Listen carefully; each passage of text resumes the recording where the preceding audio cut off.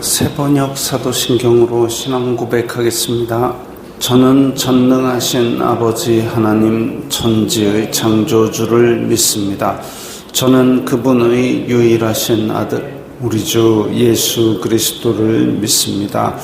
그분은 성령으로 잉태되어 동정녀 마리아에게서 나시고 본디오 빌라도에게 고난을 받아 십자가에 못 박혀 죽으시고 장사된 지 사흘 만에 죽은 자 가운데서 다시 살아나셨으며 하늘에 오르시어 전능하신 아버지 하나님 우편에 앉아 계시다가 거기로부터 살아있는 자와 죽은 자를 심판하러 오십니다.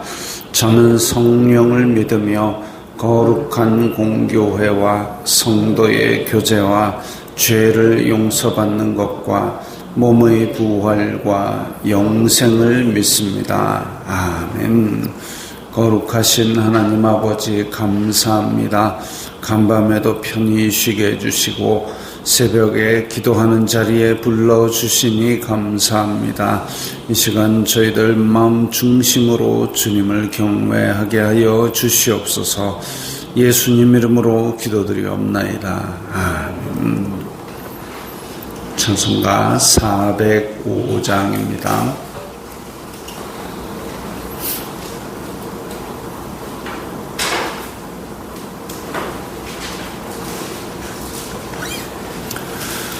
찬송가 405장입니다.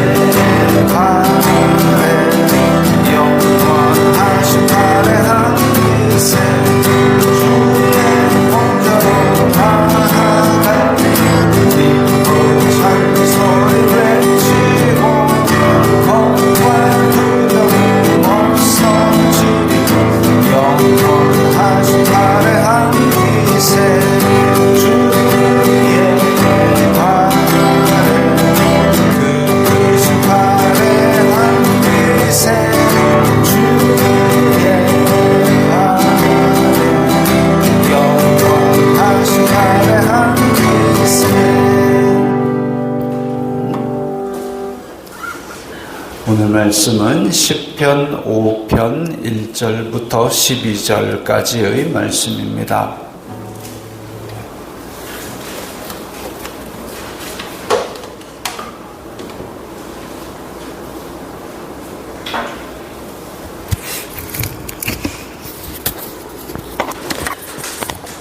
시편 5편 1절부터 12절까지의 말씀 함께 읽겠습니다. 여호와여 나의 말에 귀를 기울이사 나의 심정을 헤아려 주소서. 나의 왕 나의 하나님이여 내가 부르짖는 소리를 들으소서. 내가 주님께 기도하나이다. 여호와여 아침에 주님께서 나의 소리를 들으시리니 아침에 내가 주님께 기도하고 바라리이다. 주님은 죄악을 기뻐하는 신이 아니시니 악이 주님과 함께 머물지 못하며 오만한 자들이 주님의 목전에 서지 못하리이다. 주님은 모든 행악자를 미워하시며 거짓말하는 자들을 멸망시키시리이다. 여호와께서는 피 흘리기를 즐기는 자와 속이는 자를 싫어하시나이다. 오직 나는 주님의 풍성한 사랑을 힘입어 주님의 집에 들어가 주님을 경외함으로 성전을 향하여 예배하리이다. 여호와여, 나의 원수들로 말미암아 주님의 의로 나를 인도하시고 주님의 길을 내 목전에 곧게 하소서. 그들의 입에 신실함이 없고 그들의 심중이 심히 악하며 그들의 목구멍은 열린 무덤 같고 그들의 혀로는 아첨하나이다. 하나님이여, 그들을 정죄하사 자기 꾀에 빠지게 하시고 그 많은 허물로 말미암아 그들을 쫓아내소서. 그들이 주님을 배역함이니이다. 그러나 주님께 피하는 모든 사람은 다 기뻐하며 주님의 보호로 말미암아 영원히 기뻐 외치고 주님의 이름을 사랑하는 자들은 주님을 즐거워하리이다. 여호와여, 주님은 의인에게 복을 주시고 방패로 함같이 은혜로 그를 호위하시리이다. 아멘.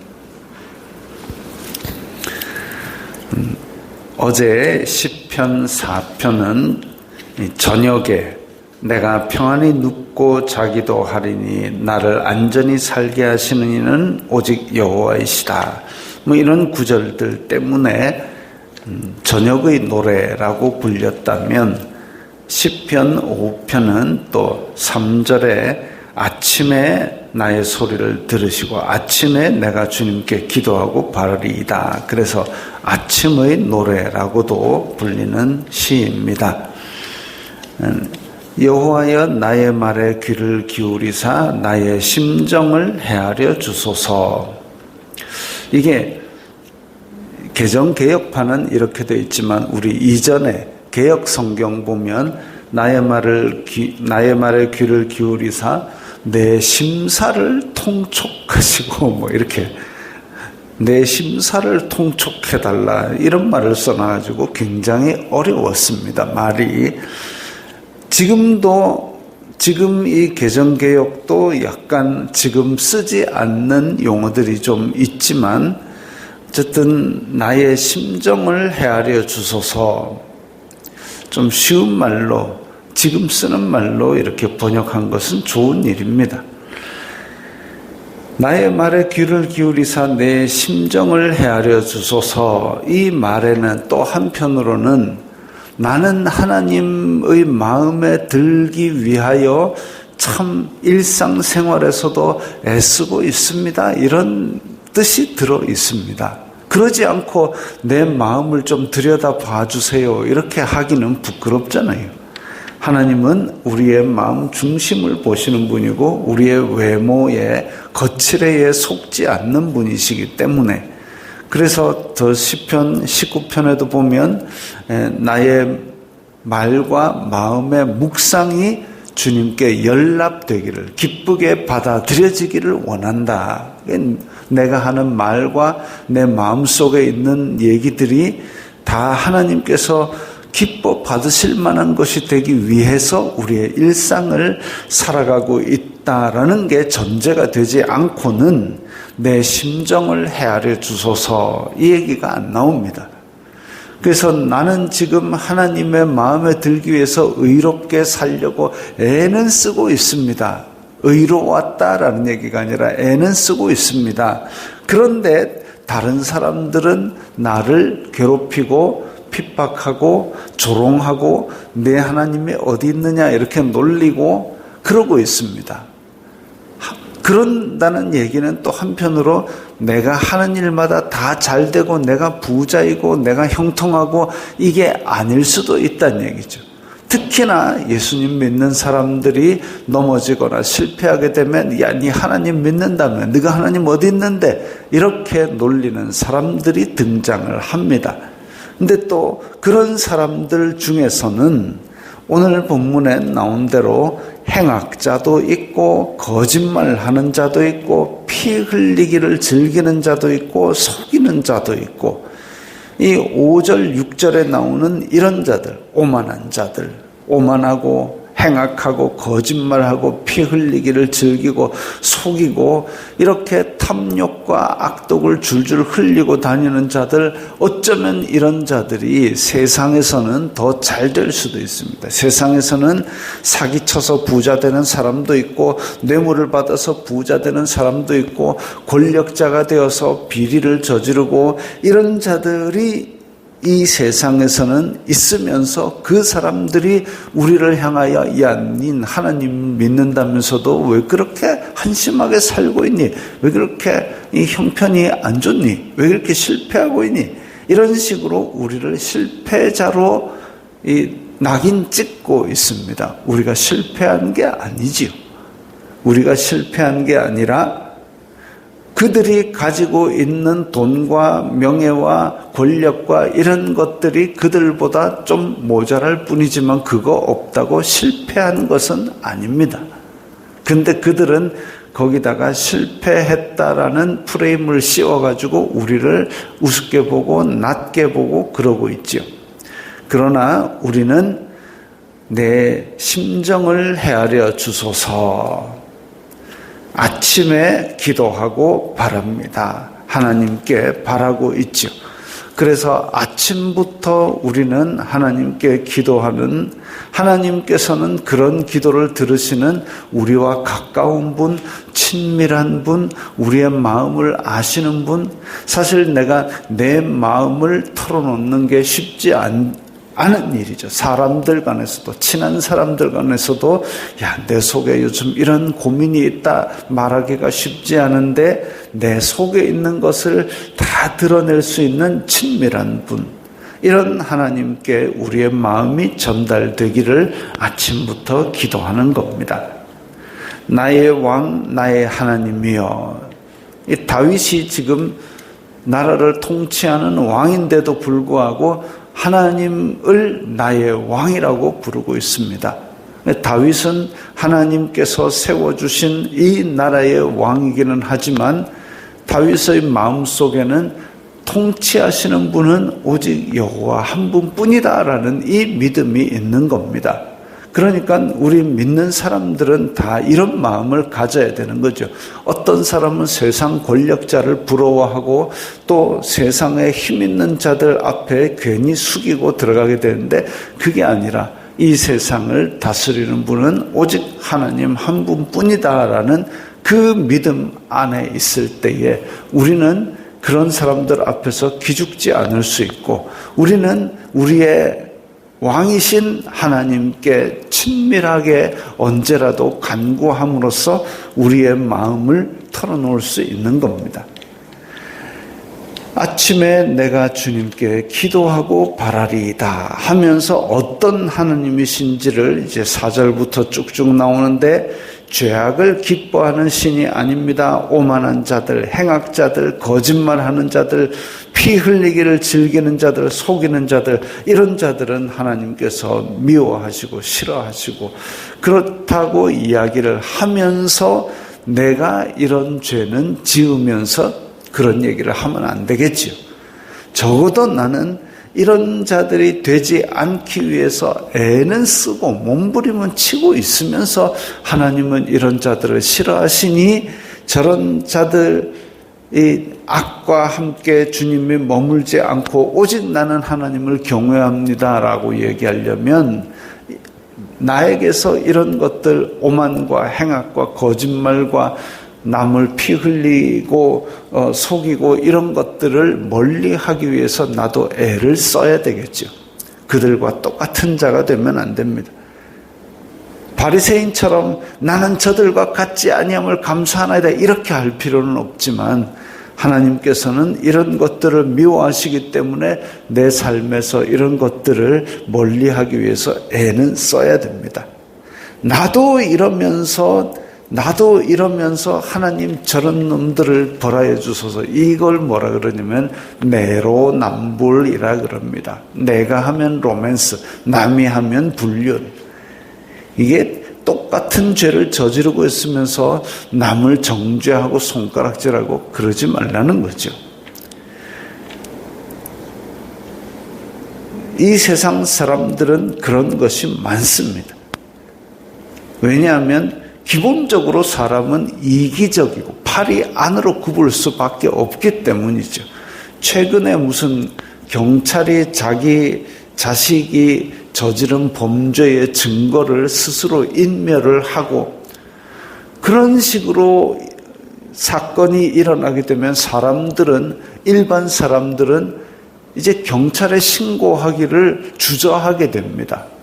야, 제가 과연 내 억울함을 제대로 해소할 수 있을까? 한편으로는 그렇게 되면은 야, 그럼 내가 억울한 일 당하면 차라리 내가 그 집에 가서 망치로 그냥 접해버리지 라고 하게 됩니다. 그건 이제 사적 제재라 그럽니다. 그렇게 되면 이 세상은 무법천지가 됩니다. 내가 한 대 맞았다고 해가지고 법에다가 호소를 하면 법에서는 야, 니 한 대 맞았어? 저놈 징역 10년 이렇게 안 합니다. 내가 받은 고통에 비해서 법에 호소하면 저 사람이 받는 벌은 때로는 가벼워 보여서 내가 억울하게 느껴지기도 합니다만은 법에서는 죄형 법정주의라 그래가지고 죄를 지은 사람들의 형벌은 딱 법으로 정해놓은 경중에 따라서 처벌을 합니다. 그래서 때로는 내가 받은 마음과 몸의 고통보다 저 벌이 가볍게 느껴지기도 합니다만은 그때마다 억울하다고 내가 그냥 몽둥이 들고 쫓아나서면 이 세상은 무법천지가 됩니다.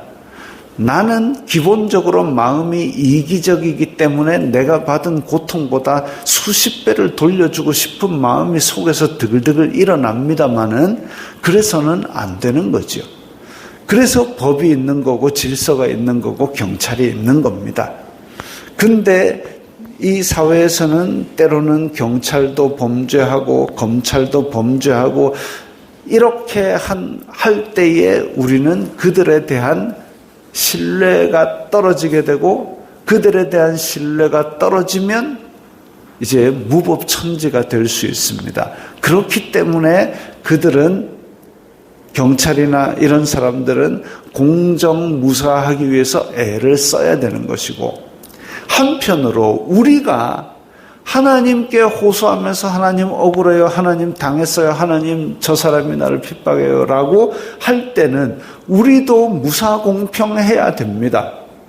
그런데 우리가 죄를 지으면서 하나님 저 사람 좀 뭐라 해주세요 이러고 있으면 그 내로남불을 하면 우리도 공평하지 않고 이게 하나님을 비리하는 자로 만들게 되고 결국은 제대로 이 무법천지가 되는 거죠. 그래서 우리는 죄를 멀리하기 위해서 애를 써야 되는 겁니다. 오직 나는 주님의 풍성한 사랑을 힘입어 주님의 집에 들어가 주님을 경외함으로 성전을 향하여 예배하리이다. 우리가 하나님의 택하심을 받고 우리가 하나님을 경배하는 것은 오직 주님의 풍성한 사랑, 주님의 풍성한 은혜, 이것이 아니고는 의인은 없나니 하나도 없다 그랬습니다. 하나님의 풍성한 사랑이 아니고는 우리가 하나님을 경외하거나 하나님을 예배하는 것도 없는 것이지요. 이 부족한 죄인의 예배를 하나님께서 기뻐 받으시는 이유는 하나님께서 그래도 찾아와서 경배하는 자에게 은혜를 베푸시기 때문입니다. 여호와여 나의 원수들로 말미암아 주의 의로 나를 인도하시고 주님의 길을 내 목전에 곧게 하소서. 이런 삶은 의롭기 위하여 애쓰고 정직하기 위하여 애쓰는 것은 결코 내 힘으로 되는 것이 아니다라는 걸 잘 알고 있고 고백하고 있습니다. 그래서 우리에게는 믿음조차도 하나님의 선물이기 때문에 그 은혜와 사랑에 의지하여서 지금 이렇게 주님의 의로 나를 인도하여 달라고 간구하는 거죠. 내 힘으로 의를 이룰 수 없습니다. 서기관과 바리새인들이 예수님께 맨날 혼난 이유가 바로 그거죠. 내가 이렇게 율법을 지키고 내가 이렇게 의로우니 저 죄인 것들 천 것들로부터 나를 멀리하소서. 이렇게 하면 결국 예수님께 꾸중 듣는 인생이 되는 겁니다. 그들의 입에 신실함이 없고 그들의 심중이 심히 악하며 그들의 목구멍은 열린 무덤 같고, 이런 것들이 또 그들의 이 성품이고 그들의 죄악이고, 그들은 이 부패하고 주변을 오염시킬 만큼 파괴적입니다. 공동체가 이 죄악이 들어옴으로 말미암아 곰팡이 하나가 이 냉장고 야채칸 안에 곰팡이 핀 채소가 있으면 그 곰팡이는 짧은 시간에 다른 채소로 팍팍팍 퍼져나가가지고 온통 못쓰게 만드는 걸 봅니다. 그래서 야채칸에 곰팡이 핀 게 있으면 빨리 꺼내가지고 분리를 하지요. 그렇게 하는 것은 공동체에 이런 신실함이 없고 심중이 악하고 이 혀로 아첨하는 이런 사람들은 주변 사람을 오염시키고 죄악으로 넘어뜨리고 실족하게 만들고, 넘어뜨리든지 아니면 똑같이 만들든지 이렇게 퍼져나갑니다. 안타까운 일이죠. 이런 것들을 막아내려면 우리가 소금같이 주변을 안 썩게 만드는 그런 희생을 해야 됩니다. 그렇게 되도록 우리가 하나님 앞에 나를 주의 의로 인도하시고 라는 그 기도를 언제 해야 되냐? 아침마다 해야 되는 겁니다. 왜? 이 하루를 시작할 때에, 그리고 하루를 마칠 때에, 아침 시작과 저녁 마칠 때에 이렇게 기도를 하면서 우리를 돌아보게 될 때에 욥처럼 아침 저녁으로 하나님께 간구하면서 혹시나 내가 부지불식간에라도 죄 지은 것이 있습니까? 돌아보는 이것이 결국은 하나님을 경외하는 마음이고 우리를 경건하게 유지시키는 힘이 되는 겁니다.